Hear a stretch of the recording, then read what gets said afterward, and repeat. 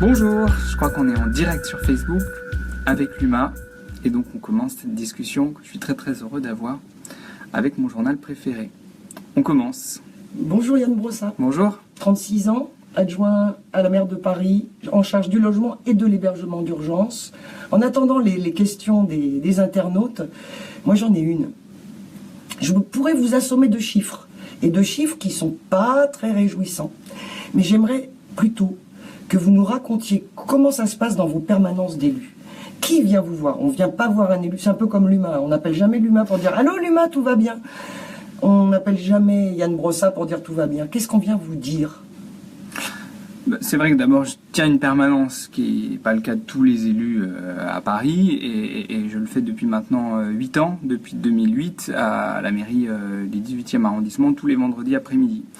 Et l'essentiel des gens qui viennent me voir, mais c'était déjà le cas avant que je ne devienne adjoint au logement, c'est pour me parler de logement et c'est pour me parler de leur difficulté à trouver un logement qui est adapté à leur situation familiale. Moi, je suis frappé par deux choses. D'abord, par l'ampleur des difficultés de logement des gens qui viennent me voir, avec des histoires qui sont souvent extrêmement douloureuses. Et par un deuxième élément qui est important à mes yeux, c'est que de plus en plus de classes moyennes viennent me voir et me disent qu'elles ont des difficultés à se loger réelles, avec souvent des tout petits logements dans lesquels elles vivent avec leur famille. Et ça me fait dire que le logement, contrairement à ce qu'on pense parfois, ça n'est pas seulement le problème d'une petite minorité, mais c'est le problème de beaucoup de monde. Et ça renvoie aux chiffres dont vous parlez, notamment aux dernières statistiques de la Fondation Abbé Pierre. C'est que ceux qui souffrent de problèmes de logement, ce ne sont pas seulement les plus pauvres, ce sont aussi les classes moyennes. Et je pense que ça montre que le logement est un combat qui doit être mené de manière très large. En tout cas, c'est le défi qui nous est posé aujourd'hui. Le logement, c'est le premier budget d'investissement de la ville de Paris. Comparé aux autres capitales, comment va Paris au point de vue du logement ? Paris est une ville dans laquelle le logement reste très difficilement accessible. On a 120 000 Parisiens qui sont demandeurs de logement social et qui ont donc des difficultés de logement. C'est dans le même temps une ville qui cherche à résoudre le problème et qui investit massivement pour le logement, 3 milliards d'euros investis pour le logement et notamment le logement social sur les 6 années de notre mandature, donc entre 2014 et 2020, ce qui nous permet de produire chaque année 7500 logements sociaux, ce qui est quand même conséquent, ce qui est beaucoup. Malgré tout, la marche est haute et si on veut vraiment réussir à régler le problème, il faut accélérer, il faut continuer à se battre pour produire du logement social, pour produire du logement social dans tous les quartiers, ce qui n'est pas toujours facile, et aussi pour intervenir sur le parc privé. Parce que même si Paris compte aujourd'hui 21% de logements sociaux, on était à 13% en 2001, donc on a bien progressé. 21% de logements sociaux, ça fait quand même que 79% des autres logements relèvent du parc privé. Donc il faut qu'on trouve des outils pour réguler ce parc privé qui malgré tout est très majoritaire. Il y a de la place pour construire à Paris ?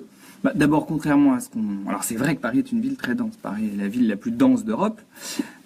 Et donc on a peu de parcelles disponibles. Mais avec un peu d'imagination, on trouve quand même des parcelles. D'abord, il y a des parcelles qui appartiennent à l'État. Et nous avons obtenu qu'un certain nombre de terrains de l'État puissent nous être cédés. Je pense en particulier à la moitié de l'actuel ministère de la Défense, ce qu'on appelle l'îlot Saint-Germain, 14 000 m², qui vont être transformés en logements sociaux. La signature doit intervenir dans les jours qui viennent. Après, il y aura évidemment les travaux à réaliser, mais enfin 200 logements sociaux au cœur du 7e arrondissement, c'est quand même pas mal. Et puis par ailleurs, il y a aussi les parcelles qui appartiennent à la SNCF, et nous sommes en discussion constante avec la SNCF pour obtenir que sur les terrains dont elle n'a plus usage, les friches industrielles dont elle n'a plus usage, nous puissions produire notamment du logement social. Pas que du logement social, aussi des équipements publics. Et donc on arrive quand même à produire des logements à Paris, même si cette problématique de la densité ne peut pas être balayée d'un revers de main. On en construit, mais on en détruit aussi ? On détruit peu de logements à Paris. Ce qu'on fait en revanche, c'est qu'on transforme du bâti existant, et notamment on transforme des immeubles, on essaye en tout cas de transformer des immeubles de bureaux obsolètes en logements, ce qui nous permet de gagner de nouveaux logements sans pour autant donner l'impression de densifier, puisque c'est des immeubles qui existent déjà. J'ai inauguré d'ailleurs il y a une semaine des très beaux logements sociaux dans le 9e arrondissement, d'anciens bureaux qui abritaient des banques, qui ont été transformés en logements sociaux, qui accueillent maintenant des familles. Et donc ça, pour nous, c'est une vraie problématique. En moyenne, chaque année, il y a 40 000 m² de bureaux qui sont transformés en logements à Paris, et c'est un vrai levier très intéressant pour nous. Alors, des bureaux inoccupés, des logements inoccupés qui appartiennent quelquefois à des fortunés. On le voit avec ce qui arrive à Jeudi Noir, qui est poursuivi par une très très très riche propriétaire foncière et qui les attaque parce que 8 jeunes ont été squattés pendant quelques mois à un immeuble à elle. Si je vous dis préemption, si je vous dis réquisition, c'est un gros mot? Pas du tout. Alors, le problème, c'est que la préemption, ça relève de la ville de Paris. Donc, on pratique régulièrement la préemption. C'est quoi la préemption? La préemption, c'est tout simple. C'est lorsqu'un propriétaire décide de vendre un immeuble, par exemple, la ville de Paris, si elle a un projet d'intérêt général à faire valoir, mais le logement social, c'est de l'intérêt général, elle peut se substituer à l'acquéreur qui s'était positionné sur l'immeuble. Et à ce moment-là, l'acquéreur initial est évincé. C'est la ville de Paris qui en devient propriétaire, et on a la possibilité de faire du logement social. Et chaque année, enfin en tout cas pour ce qui est de 2017, le budget dédié aux préemptions à la ville de Paris, c'est 180 millions d'euros. Donc c'est quand même très très important. Donc ça arrive. Ça arrive régulièrement, et c'est ce qui nous permet de faire du logement social dans des arrondissements très déficitaires, notamment les arrondissements comme le 16e, où on pratique régulièrement la préemption. On achète un immeuble et on le transforme en logement social. Donc oui, la préemption. Pour ce qui est de la réquisition, ça relève de la préfecture, donc de l'État. Aujourd'hui, l'État pourrait réquisitionner des immeubles vacants, notamment ce fameux immeuble de la rue de Sèvres qui a été occupé par Jeudi Noir. Et je regrette, moi, que l'État soit si timide en matière de réquisition. Et je pense que aujourd'hui, l'État devrait prendre ses responsabilités et réquisitionner à chaque fois que nécessaire. Si la ville de Paris pouvait le faire, elle le ferait.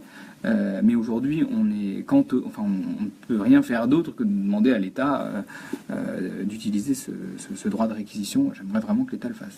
On va parler de plusieurs rendez-vous, mais il y a un rassemblement, je crois, au Canal Saint-Martin, jeudi à 16h, pour parler du mal logement, pour parler justement de toutes ces histoires de préemption possible, de réquisition. Est-ce qu'on vous y verra à ce rassemblement? Oui, j'essaierai d'y passer. Ça me fait juste penser à une chose, puisqu'on parlait d'immeubles qui avaient été occupés. Je pense à un immeuble du 2 rue de Valenciennes, dans le 10e arrondissement, qui avait été occupé par le DAL et par Jeudi Noir. Et c'est un bon exemple d'immeuble qui a été préempté par la ville. C'était un immeuble de bureau qui était vacant depuis très longtemps. C'est une ancienne immeuble qui fabriquait des bijoux, et on a fini par l'acheter, l'acquérir, et il sera transformé en logement social. Alors, on avait publié la petite vidéo un peu de pub qui présentait notre rendez-vous de ce soir, et on avait eu une question d'Asia, j'espère qu'elle est avec nous ce soir, Asia. Bonsoir Asia. Qui voulait qu'on parle de mixité sociale, et qui disait « J'aimerais une réflexion sur la mixité sociale. Est-ce faire de la mixité sociale de concentrer dans le même immeuble HLM une même population dans un quartier assez huppé? Je ne vous raconte pas la stigmatisation et les effets de rejet qui en découlent. » Alors, est-ce que c'est ça, faire de la mixité sociale? C'est dire, allez, je préempte un immeuble, j'y mets que des gens en galère et tout va bien se passer. C'est ça la mixité sociale? Non, mais surtout, d'abord, quand on produit des HLM, notamment dans ces arrondissements comme le 16e, on n'y met pas que des populations qui sont en très très grande difficulté. Le logement social, aujourd'hui, 70% des Parisiens, au vu de leurs revenus, ils sont éligibles. Le logement social, il s'adresse évidemment aux familles très modestes, mais il s'adresse aussi aux classes moyennes, à des gens qui travaillent. Et donc quand on installe du logement social, ça n'est pas une nuisance pour la population locale. Et puis moi, je crois beaucoup aussi aux faits et à l'expérience. Et en l'occurrence, je reviens du 16e arrondissement. J'y étais juste avant de venir ici dans les studios à Saint-Denis. Et donc j'étais dans le 16e, là où nous avons ouvert un centre d'hébergement pour sans-abri. pile un an après une réunion publique que nous avions tenue à l'université Dauphine et qui s'était très très mal passée avec les riverains Des insultes, enfin, on s'en des souvient. riverains du 16e. On s'est fait insulter, traiter de tous les noms, la préfète autant que moi d'ailleurs.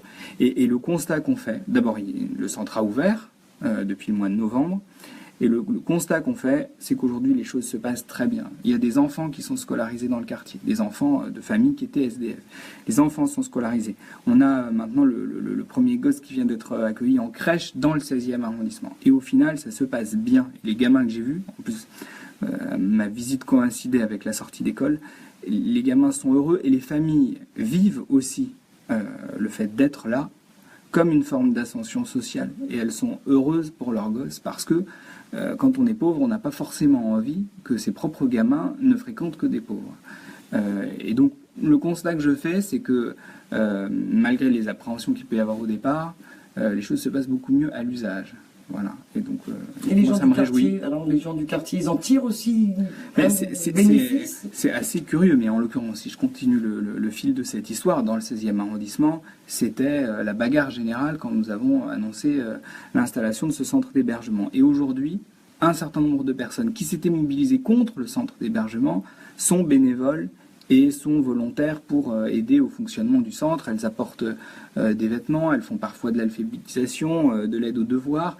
Et donc, je pense que quand les gens finissent par se côtoyer, leurs a priori finissent par tomber. Mais ça suppose que l'expérience puisse se faire.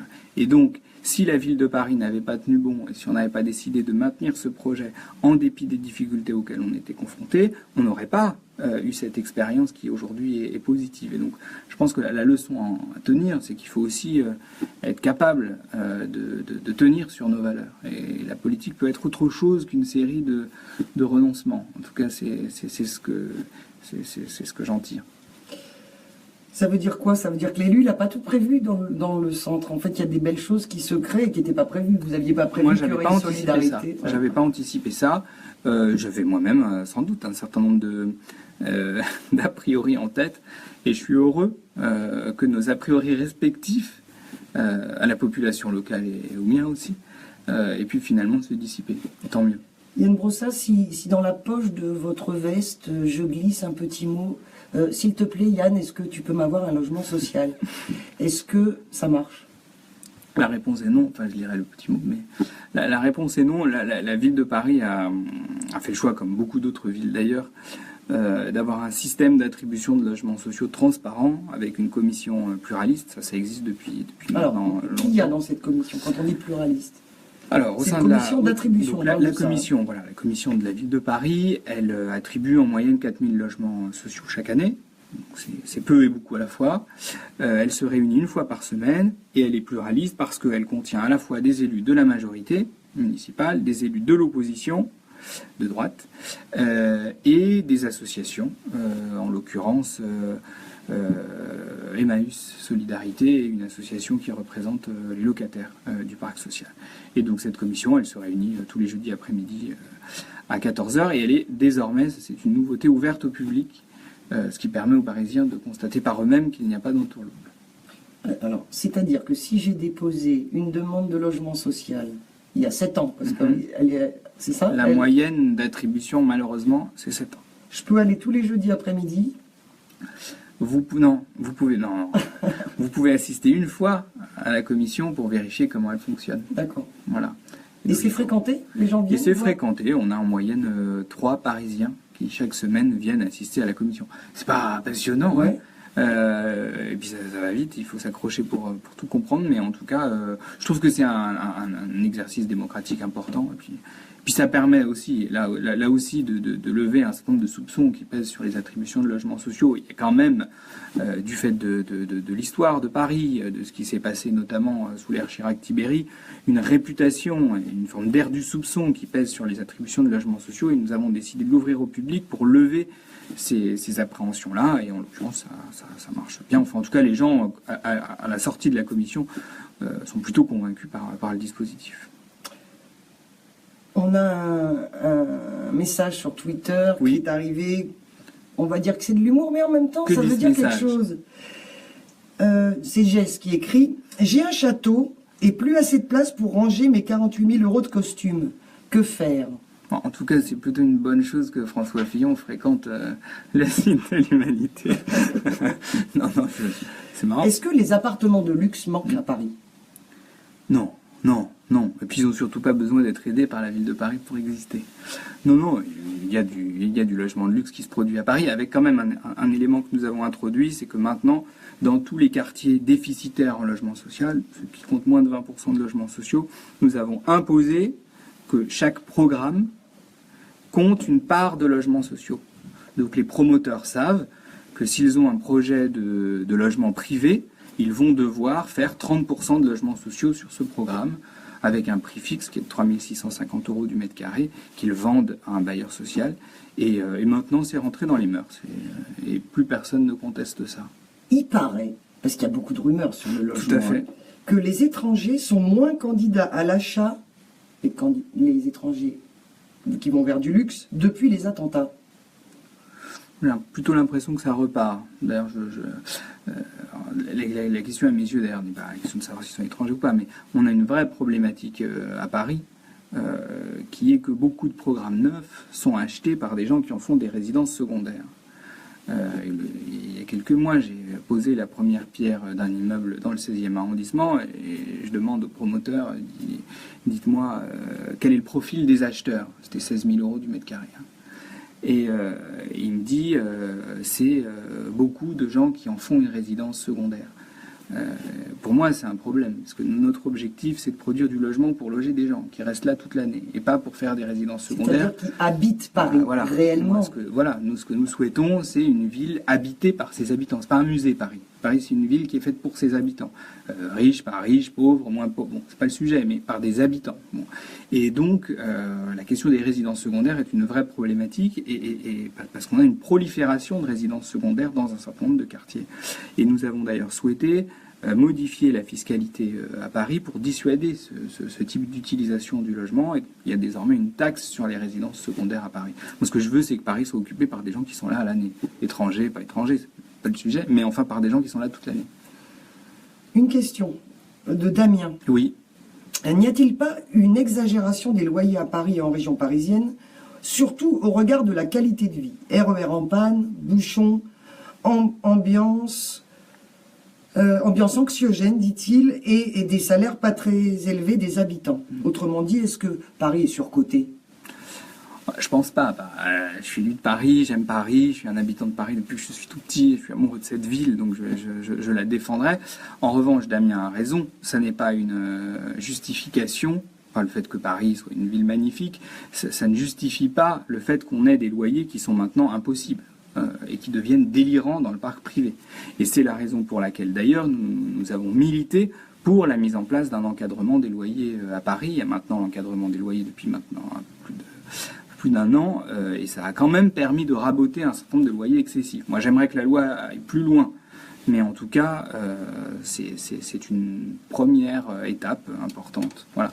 Il y a juste une question de Freedom Dom qui demande si le phénomène des résidences secondaires est lié au phénomène Airbnb. Et c'est une très bonne question. Et effectivement, il y a en même temps que Paris est de plus en plus confronté aux résidences secondaires, il y a aussi un développement des meublés touristiques illégaux. Airbnb, c'est quoi? Airbnb, c'est donc une plateforme qui permet de louer des logements à des touristes. Bon. Et donc, en fait, il y a deux situations très différentes à distinguer. Vous avez évidemment des propriétaires qui louent leur logement à des touristes quand ils partent en vacances, donc ça ne pose pas de problème. Le problème qu'on a, c'est qu'il y a maintenant des gens qui achètent des logements, plusieurs logements, avec pour seul objectif de les transformer en meublés touristiques, parce que c'est hyper rentable. C'est de l'hôtellerie déguisée. C'est de l'hôtellerie clandestine, exactement. Et ça, c'est dangereux parce qu'au final, ce sont des logements en moins pour loger les Parisiens. Et vous avez un certain nombre de quartiers, notamment le Marais, ou même chez moi, à Montmartre, dans le 18e, où un logement sur 3 est désormais un meublé touristique. Ça, c'est pas possible. Et donc, nous avons souhaité réguler tout ça. Il y avait quelqu'un qui me demandait de parler davantage de Jean-Luc Mélenchon. Alors, du coup, j'en ai pas eu l'occasion, mais je veux le rassurer et lui dire que j'ai transmis mon parrainage aujourd'hui. C'est bien, vous suivez là en même temps sur l'écran. Je suis. Et je vois que Salomé me dit oui, les loyers sont excessifs. Et Salomé a raison. C'est quoi un loyer pas excessif? Un loyer pas excessif, c'est un loyer qui doit vous permettre de vivre et qui ne vous étrangle pas. Moi, j'estime qu'on devrait avoir un taux d'effort qui ne devrait pas dépasser les 20%. C'est-à-dire qu'on ne devrait pas consacrer plus de 20% de ses revenus au paiement de son loyer. Aujourd'hui, on a des familles qui consacrent 40, 45, parfois 50% de leur revenus au logement. Freedom Dom me demande, la ville de Paris va-t-elle prendre des mesures comme Barcelone sur Airbnb? J'allais le dire, merci. Les grands esprits se rencontrent. La ville de Paris a même un peu d'avance sur Barcelone parce que nous avons mis en place un règlement strict sur la régulation des meublés touristiques avant Barcelone. Et d'ailleurs, nous avons maintenant une brigade de 25 agents qui contrôlent les logements et qui vérifient qu'ils ne sont pas utilisés de manière illégale comme meublés touristiques. On est passé de 20 à 25 agents, et puis il y a encore des dispositions légales qui vont intervenir dans les semaines qui viennent. Et donc on va resserrer la vis, tout à fait, parce que c'est vrai que ce phénomène entretient la spéculation immobilière d'une façon qui n'est pas acceptable. La question des chambres de bonne, elle est réglée? Non, il y a Alors, encore... c'est quoi le problème? Alors, c'est un problème et une solution à la fois. C'est qu'il y a 1 million de mètres carrés vides sous les toits de Paris. Ce sont les chambres de bonne. Elles ne sont pas utilisables en l'état, parce qu'elles ne sont pas aux normes aujourd'hui. Elles font, pour une bonne part, pour moitié, moins de 9 mètres carrés. Alors, la règle, c'est qu'on n'a pas le droit de louer en dessous de 9 mètres carrés. Et donc, la ville de Paris a mis en place un dispositif sous forme carotte et bâton. Carotte avec une aide pour des propriétaires qui s'engagent à faire des travaux dans ces chambres de bonne, en échange de quoi ils doivent les louer en dessous du prix du marché. Et puis le bâton, c'est que dans un certain nombre de cas, nous réservons la possibilité d'exproprier quand on a affaire à des propriétaires qui louent des logements qui sont en très très mauvais état et qui ne devraient tout simplement pas être loués. Manu Blasco me demande si les préemptions de bâtiments ou d'appartements vont continuer. Oui, elles vont continuer. 180 millions d'euros de budget en 2017 et ça va continuer dans les années qui suivront. Et puis c'est vrai que nous ne préemptons pas seulement des bâtiments, mais nous préemptons maintenant aussi des logements au sein de copropriétés, notamment pour protéger les locataires contre d'éventuels congés pour vente. Et auquel cas, le prix payé au propriétaire, comme ça, quand vous préemptez, il est fixé comment? C'est le prix que demande le propriétaire? En général, nous nous alignons sur le prix de l'acquéreur, ce qui nous permet d'éviter des procédures trop longues, notamment quand nous préemptons des logements au sein de copropriétés.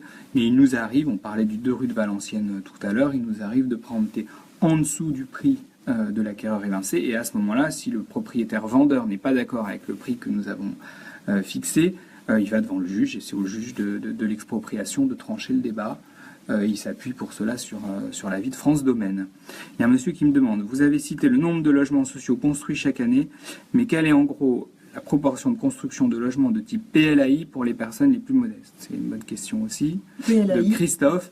Le PLAI, c'est le logement social le moins cher. C'est 6 € du mètre carré. Et donc, sur les 7500 logements sociaux que nous produisons, la production se répartit de la manière suivante. Il y a 30% de PLAI sur les 7500. Il y a 40% de PLUS, c'est le logement social traditionnel. Donc ça, c'est plutôt 6-7 € du mètre carré. Et il y a 30% de PLS qui sont plutôt réservés aux classes moyennes et qui, eux, sont autour de 13-14 € du mètre carré. On parle de loyer, là. On parle de loyer. Voilà. Et alors, quelqu'un me demande, qu'est-ce que vous pensez du logement pour les demandeurs d'asile à Paris, ceux qui sont en cours de procédure et ne bénéficient pas des CADA? On essaye de répondre à tout ça. CADA? Un centre d'accueil pour demandeurs d'asile. Et la ville de Paris a beaucoup fait, notamment depuis la crise des réfugiés. Et nous avons d'ailleurs ouvert ce centre humanitaire de la Porte de la Chapelle que nous avons porté, que nous avons un peu, il faut bien le dire, imposé à l'État qui au départ n'était pas très favorable à ça, mais enfin on manque encore considérablement de place. Il y a Rose Bayard qui pose une question, mais je crois qu'elle n'est pas pour moi, qui me demande pourquoi les journalistes de l'UMA sont si peu invités à la télé et dans les médias. Rose Bayard a raison. Ça sera peut-être le sujet d'une émission prochaine, tiens. On disait tout à l'heure, proposition intéressante, que le montant que le logement ne nous coûte pas plus de 20% de nos revenus. Mais il n'y a pas que le loyer à payer dans un logement. Il y a aussi l'énergie, électricité, gaz, il y a les taxes foncières, les taxes locales, il y a les charges locatives. On a lu avec mes collègues tout à l'heure une prospective qui dit 100% d'augmentation de facture de loyer, d'énergie d'ici 2023. Est-ce que l'élu que vous êtes au logement peut imposer à des bailleurs sociaux de renouveler les chaudières? On le sait qu'il y a des moyens aujourd'hui beaucoup moins onéreux de se chauffer, etc. Est-ce que vous avez ce pouvoir? Est-ce que vous le prenez si vous l'avez? Oui, et nous avons d'ailleurs mis en place à Paris un plan climat qui s'applique sur les bailleurs sociaux, et chaque année, il y a des milliers de logements sociaux qui sont rénovés pour s'adapter au plan climat avec à la clé des baisses de charges. Mais je suis bien conscient du fait que c'est un sujet majeur, parce que au final, ce qui compte pour le locataire, c'est l'argent qu'il paye, loyer plus charge. Et donc, on a décidé d'accélérer cette mise aux normes qui nous permet d'avoir des logements sociaux dont les charges sont en principe moins élevées qu'elles ne l'étaient au départ. Yann Brossat, vous êtes candidat aux législatives. Une question de Sauveur, Zikiana, qui demande pourquoi l'Humain Magazine ne sort pas à Ajaccio. L'Humain Dimanche est disponible, j'imagine, à Ajaccio. Enfin, en tout cas, je l'espère. Je l'espère. Il faut aller voir peut-être du côté de la gare. C'est souvent près de la gare que ça se passe, sauf qu'il n'y a pas de train en Corse. C'est ça. En tout cas, moi, je vais souvent à l'été en été à Calvi. Et à Calvi, je trouve l'Humain. Voilà. Vous êtes candidat, je le disais, aux législatives, 17e circonscription. Alors sur Internet, c'est marrant, ils disent que vous êtes à cheval sur le, mieux pas que je sois à cheval. Le 18e et le 19e. Et si vous étiez élu, et si vous êtes élu, vous présentez une loi, est-ce que le logement, ça sera toujours votre passion quand vous serez député? Et est-ce que votre expérience parisienne peut vous permettre d'imaginer une loi qui serve au niveau national? D'abord, bien sûr, le logement, c'est un sujet qui me tient à cœur, et qui me tient à cœur aussi parce que j'ai tellement... C'est vous qui aviez demandé ce... C'est moi qui, effectivement, avais demandé à Anne Hidalgo de m'occuper du logement, parce que je trouve que c'est vraiment le sujet qui conditionne tout le reste. C'est-à-dire que derrière la question du logement, la question qui se pose, c'est qui a encore le droit d'habiter à Paris? Est-ce que Paris est une ville qui est uniquement réservée aux plus riches, ou est-ce que les classes moyennes, les familles modestes ont accès à cette ville? Et donc moi je souhaitais m'en occuper, elle m'a confié cette tâche, j'en suis très très heureux. En même temps, ce que je constate, c'est que pour vraiment faire bouger les choses en matière de logement, à Paris comme ailleurs, on a besoin d'outils législatifs. Et c'est aussi le sens de ma candidature aux élections législatives. Je pense à une chose, moi ça me rend fou de voir des immeubles vides depuis des années à Paris. Et donc, par exemple, moi je serais favorable à une loi qui dirait qu'un immeuble vide depuis plus de 3 ans dans une zone dense comme Paris, il devient automatiquement, au bout de 3 ans, bien public, sans indemnisation du propriétaire. De fait, j'ai en tête encore cet immeuble de la rue de Sèvres dont la propriétaire habite en Belgique. Je lui écris régulièrement des courriers en lui disant que la ville de Paris serait prête à acquérir l'immeuble dont elle est propriétaire. On n'a jamais de réponse. Et à quelques mètres de là, vous avez des gens qui crèvent dehors faute de solution d'hébergement parce que le 115 est complètement engorgé. Bon, ça, typiquement, ça pose la question de l'articulation entre le droit à la propriété et le droit au logement.